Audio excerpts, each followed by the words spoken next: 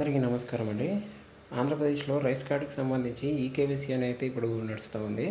So, ఈ eKYC అనేది చాలా వరకు పిల్లలకు పెండింగ్ ఉన్నాయి. సో, మరి ఈ ఈకేవైసీ అనేది ఎవరికి పెండింగ్ ఉంది? ఎవరికి కంప్లీట్ అయింది? ఎలా చూసుకోవాలనేది ఈ వీడియోలో మీకు తెలియజేస్తాను. సో, వీడియోని చివరి వరకు చూడండి. ఛానల్‌ను సబ్స్క్రైబ్ చేసుకోండి. ఇక్కడ చూపించినట్టుగా గూగుల్‌లో ఈపీడీఎస్ ఏపీ అని ఎంటర్ చేసినట్టయితే ఇక్కడ కింద చూడండి ఈపీడీఎస్1 eps.ap.government.in అని చూపించడం జరుగుతుంది. సో ఈ లింక్ మీద క్లిక్ చేస్తాము.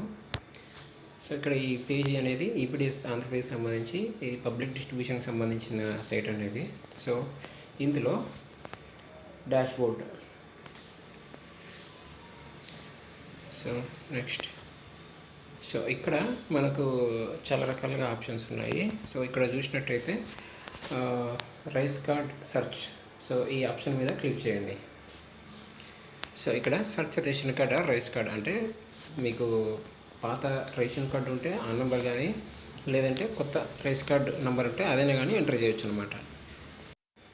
సో ఇక్కడ రైస్ కార్డ్ నెంబర్ ఎంటర్ చేసి సెర్చ్ అని ఎంటర్ చేయండి.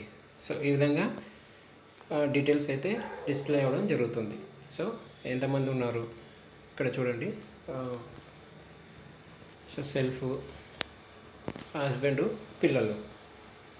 సో ఇక్కడ చూసినట్టయితే ఇక్కడ లాస్ట్లో ఎస్ అని ఉందండి. సో ఈ ఎస్ అంటే వాళ్ళకి ఈకేవైసీ కంప్లీట్ అయినట్టు.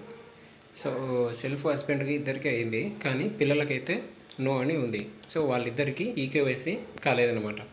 సో మీరు ఈ విధంగా ఇక్కడ చెక్ చేసుకోవచ్చు. ఇప్పుడు పిల్లలకు ఈకేవైసీ కాలేదు కాబట్టి మీరు మీ సమీపంలోని ఈపీడీఎస్ సెంటర్ అంటే ఈ రేషన్ షాప్ దగ్గరికి వెళ్ళి డీలర్ దగ్గర మీ రైస్ కార్డ్ నెంబరు చూపించి అక్కడ ఈకేవైసీ అయితే పూర్తి చేయవలసి ఉంటుంది. సో ఈ ఈకేవైసీకి ఈ నెల మార్చి 31 చివరి తేదీగా ఇచ్చారనమాట. సో ఈకేవైసీ చేసుకోకపోతే మీకు నెక్స్ట్ మంత్ నుంచి అది కార్డు హోల్డ్లో పడే అవకాశం ఉంటుంది. అప్పుడు మళ్ళీ ఆఫీసుల చుట్టూ తిరిగి మళ్ళీ యాక్టివేషన్ చేయించుకోవాల్సి వస్తుంది. సో త్వరగా ఎవరైనా కానీ ఈ రకంగా చెక్ చేయించుకొని సో ఈకేవైసీ కంప్లీట్ చేసుకోవాల్సిందిగా తెలియజేస్తున్నాను.